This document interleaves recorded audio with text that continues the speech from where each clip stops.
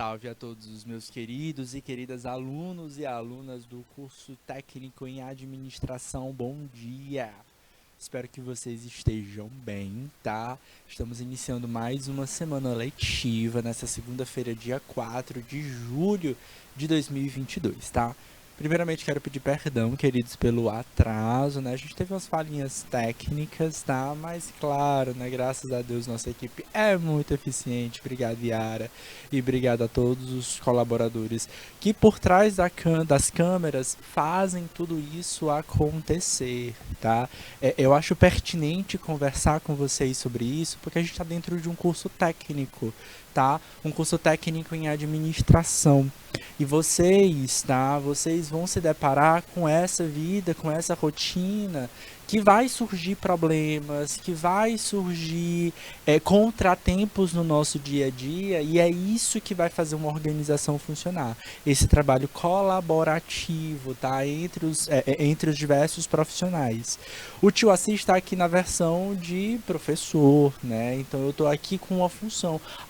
Eu até entendo algumas coisas, mas alguns detalhes com certeza eu não vou saber. Então, se não for nossa equipe técnica, né, os nossos diretores de imagem que estão ligados em cada um dos detalhes, eles que vão solucionar esses problemas. Então, a importância da, da, da ideia da palavra competência, né? Então, como eu já conversei com vocês sobre esse conceito da competência, né? O que é a competência mesmo? É aquele conhecimento, é a habilidade, são as atitudes, tá? Então, nas semanas anteriores, vocês trabalharam não só comigo, mas também com o professor Jorge lá em projeto de aprendizagem interdisciplinar, que eu sei que vocês estão acompanhando, tá? Ideias como, por exemplo, empregabilidade, que são muito importantes, tá? Então hoje a gente teve um problema técnico e aí o que aconteceu? As competências falaram mais alto para solucionar o problema e solucionou mais rápido do que foi previsto, tá bom, queridos? Bom, hoje a gente vai conversar sobre um tema que tem até um pouquinho a ver, certo? A gente vai chegar um momento que eu vou até fazer essa associação. É o tal do e-commerce, tá? Professor, e-commerce tem a ver com isso? Tem, tá? O que é esse e-commerce? Tá na tela para vocês? Olha lá, ó. Hoje a gente vai conversar um pouquinho sobre o e-commerce, tá? Que é o comércio virtual. Então, é o comércio online. E tem a ver? Sim, porque hoje, por exemplo, uma das falhas que a gente teve foi associada à internet, tá? E aí, gente, pode acontecer. Pode ser um mega problema. E aí, se eu tive problema com a internet? Se eu tive problema com o meu servidor, por exemplo, como é que a gente vai poder solucionar isso, tá? Então, a gente precisa estar pensando nos mínimos detalhes, tá? Para que a gente não tenha problemas, né? Ou para se a gente tiver problemas, porque não é que não vai ter problemas, a gente sempre vai ter problemas nas nossas empresas, tá? Mas como é que a gente pode solucionar os nossos problemas, né? Quais são os caminhos, né, de viabilidade para poder transformar isso? Bom, então, gente, opa, como eu já mostrei para vocês, tá? E-commerce, né? Esse comércio virtual, esse comércio online, tá? É uma grande tendência de mercado. Ele não surgiu hoje, desde os anos 90, acho que talvez no finalzinho dos anos 80, já tínhamos o e-commerce, tá? Ele mudou muito ao longo desses anos, né? Esses 30 anos de e-commerce, tá? E claro, né, muita coisa ficou mais sofisticada. Provavelmente, o marco de virar a chavezinha do comércio presencial, né, real, para o comércio virtual, provavelmente foi a pandemia para muitas empresas. Por quê? Teve muita gente que não optava, né, pela vida online, mas se viu obrigado. Ou trabalhava online, né, ou se colocava online, ou não vendia. Tá? Então teve muita empresa que já existia, que vendia no presencial e passou a falar assim, opa, para falar com meus próprios vizinhos, tá? Para falar com minha própria clientela que vive na minha comunidade, que vive no meu bairro, que vive na minha cidade, que já são meus clientes há anos, eu vou precisar aí de um Instagram, pelo menos de uma rede social, como o Instagram, como o WhatsApp. Inclusive, essas próprias ferramentas de rede social, elas meio que também mudaram ao longo do tempo, né? Se vocês prestarem atenção, né? tanto o Instagram como o WhatsApp, eles têm agora mecanismos e recursos de venda, né? Então você pode até pagar pelo WhatsApp, se for o caso, tá? Então, o e-commerce é esse comércio online que vem se crescendo ao longo dos anos e vem se modificando e que a gente precisa visualizar ou pensar estrategicamente para que eles possam funcionar. Tá bom? Também obrigado a Fátima, tá? Nossa professora assistente que está aqui sempre também nos colaborando também para fazer com que essas aulas aconteçam de modo eficiente. Vamos nós. Então, gente, comércio eletrônico, tá? Ou comércio virtual, ou comércio venda não presencial, é um tipo de transação comercial, tá? Ela é feita especialmente através de um equipamento eletrônico ou online, tá? Como, por exemplo, computadores, tablets, smartphones, tá? O e-commerce, gente, não é necessariamente pagar com cartão de crédito, tá? Porque o cartão de crédito você faz essa compra, você pode fazer presencialmente, tá? Mas em geral você vai precisar aí de alguma ferramenta, tá? De meio de pagamento eletrônico, tá? Pode ser o próprio banco, pode ser o cartão de crédito, essencialmente. Esse tipo de transação econômica, vou até deixar destacadinho aqui, ó, esse tipo de transação comercial, tá? Pode ser enquadrado ou classificado como B2B, B2C, B2G e C2C. São siglas, tá? Para termos em inglês que a gente vai entender um pouquinho como é que eles funcionam. Vamos ver aqui quem são eles, ó. B2B, gente, é um terminho em inglês, ó. É uma sigla, tá? B para business, B para business. E o 2, professor? To, tá? Esse to do inglês, tá? T-O, né? A gente pronuncia to, é para, tá? Então, é para. Mas a pronúncia do to é a mesma, do número 2 é a mesma, é muito parecido. Então, eles fazem como se fosse uma analogia, tá bom? Então, olha só.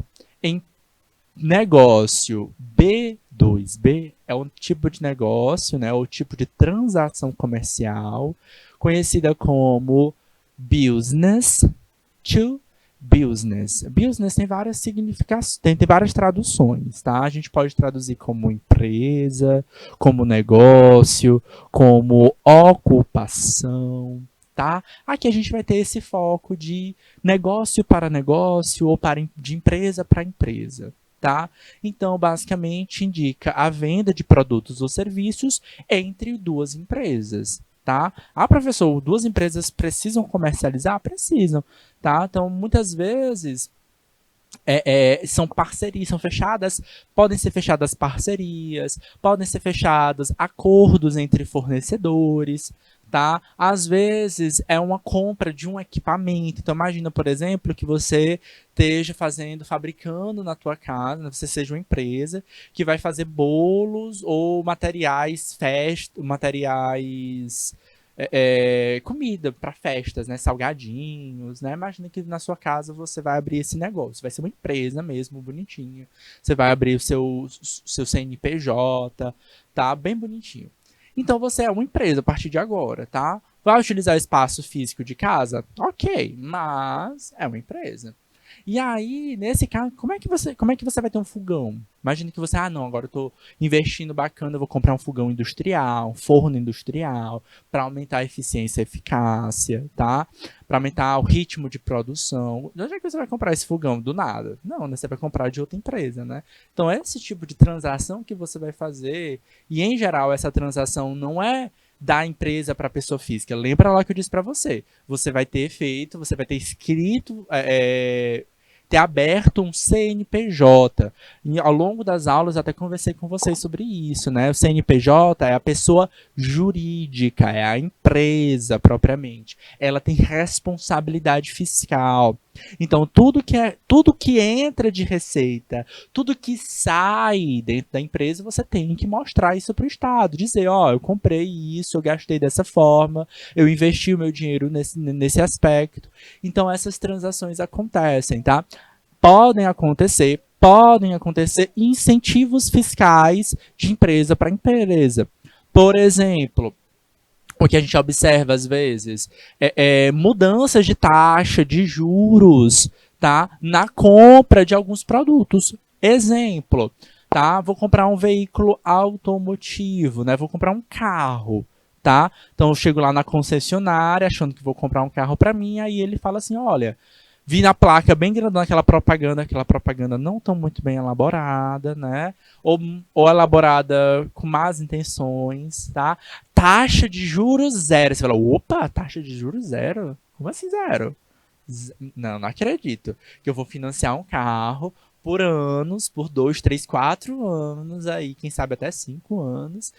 Zero de juros? Não, isso não existe. Aí você chega lá e ele vai falar assim, olha, taxa de juros zero, desde que, tem sempre um asteriscozinho, né? Aí desde que seja no máximo um ano e que seja de CNPJ para CNPJ. Então esse é o tipo de transação que acontece. Ah, você vai comprar um carro. A empresa pode comprar o carro? Pode, tá? Pode ser um carro da empresa, certo? Então o foco dela é da empresa, tá? E isso é muito importante porque quando tiver registrado, você vai participar, aquele bem, né, o carro, ele vai fazer parte dos bens não pessoais, tá? Mas dos bens da empresa. Então, normalmente é uma dificuldade que as pessoas têm muito de separar o que é renda familiar, renda pessoal e a renda da empresa. Isso precisa ser muito bem separado, porque justamente por questões de responsabilidade. Tá? Mas é o tipo de negócio que acontece, é o tipo B2B. Outro tipo de negócio que costuma acontecer e normalmente é o mais comum é o B2C, né? Afinal de contas, é para isso que a empresa existe, né? O B, você já sabe, é de business. 2 é o to, tá? E o C, professor, o C é de consumer ou consumidor, tá? Então a gente está falando de empresa para o consumidor. De novo no exemplo, tá? Vamos imaginar, pessoal de Assunção do Piauí, vamos imaginar aí que vocês estejam como que criando, né, uma empresa, né, de vendas de bolo, venda de salgado, material para festa. Tá? Então você vai vender o teu produto para quem? Normalmente para o consumidor final, né? Para o cliente, né? Ah, eu estou fazendo salgadinhos, bolo, né? Fazendo como é que a gente chama? Agora esqueci, me fugiu a memória. O buffet, né? Serviços de buffet, né? Para festas, para eventos, para o mercado de eventos. Ah, vai ter uma festa agora, na quarta-feira, vai estar todo mundo fazendo. É um grande mercado, viu, queridos? Mercado de eventos. A gente teve uma pausa, né, uma queda durante o período da pandemia, mas é um mercado que não para, né? Normalmente ele é aquecido e está voltando a ficar mais aquecido agora com as flexibilidades do uso de máscaras, tá? Na permissão da realização de festas, tá? Então, em geral, a gente vai vender para quem? Para o cliente final, para o consumidor final. É o tipo de B2C. Esses dois exemplos que eu passei para vocês, eles são exemplos de vendas presenciais. Você chega na loja e compra. Você chega na venda do buffet e compra o produto. Você pode fazer presencial. Só que você também pode fazer essas mesmas ferramentas, essas mesmas vendas, essas mesmas transações comerciais aonde? Online. Então essa classificação ela é exclusiva do online? Não, tá? Nenhuma desse tipo de transação é um tipo de transação exclusiva do online. Pelo contrário, elas acontecem, tá? Elas tanto podem acontecer presencialmente como virtualmente. Tá?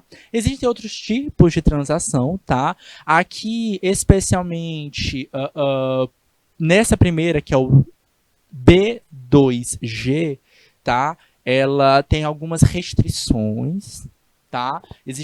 Tem uma necessidade de um acompanhamento legal, tá? Porque para poder vender para o Estado, né, ou para o governo, tá?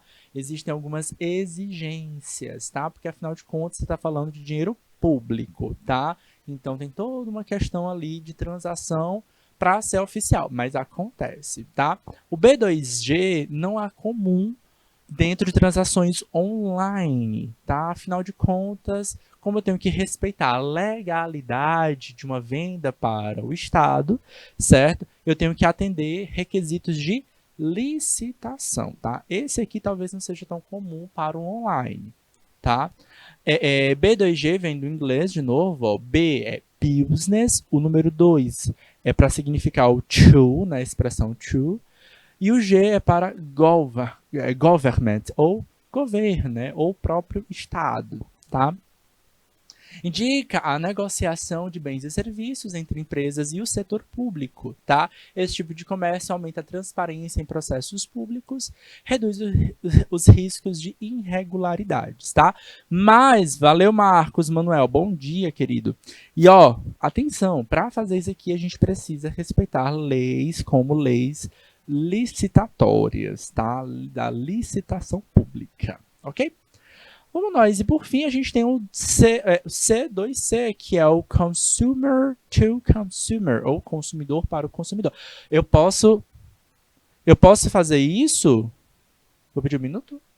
Ah, eu posso fazer isso, professor? Vender de consumidor para consumidor? Pode. Tá? Imagina aí, por exemplo, Marcos, que tu tá precisando de uma grana aí para alguma tarefa, poxa, agora eu preciso fazer uma viagem, né? Às vezes a trabalho, para estudo, tá? Vou fazer um concurso público e você fala assim, agora eu não tenho de onde tirar esse recurso financeiro. O que a gente normalmente faz? A gente acaba vendendo um bem nosso, né? Poxa, eu vou vender meu celular. Meu celular é melhorzinho, eu vou vender, vou tirar um valor, né? Vou pegar algum celular velho em casa para poder continuar usando, para não ficar sem telefone, tá? E aí, com esse dinheiro, eu vou conseguir fazer, né, bancar essa viagem aí por necessidade, né? Então, esse tipo de transação tende a ser comum. Posso fazer sozinho isso? Posso. Mas eu posso fazer utilizando o quê? Os recursos online, tá? E essa é a grande ideia da nossa aula. É como, né, o nosso comércio, né, o comércio virtual tem crescido ao longo desse tempo, certo? A gente vai fazer pausa ou não? Pronto. E aí, ó, gente, vamos fazer o seguinte, a gente vai parar aqui agora, tá? Nesse momento, a gente volta em instantes, tá? Pra gente dar continuidade ao nosso conteúdo. Hoje a gente tá conversando sobre e-commerce, tá? Guarda aí, em instantes a gente volta com vocês.